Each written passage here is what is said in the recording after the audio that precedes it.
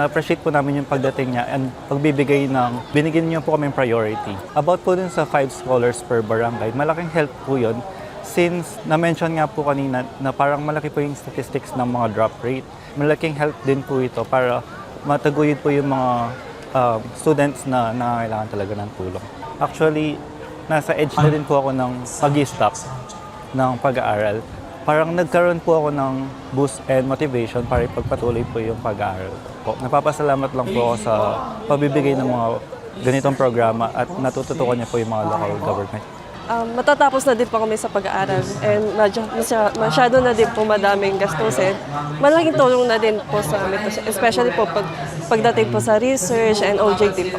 Lalo na po sa mga students na katulad namin na medyo wala po masyadong kaya, malaking tulong na din po sa amin, especially din po sa mga magulang po namin na sasakto lang po yung mga sahod po.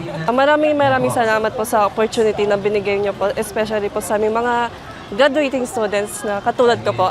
Malaking tulong po ito para mapagpatuloy po namin pag-aaral and magampanan po namin yung pag-aaral po namin sa araw-araw.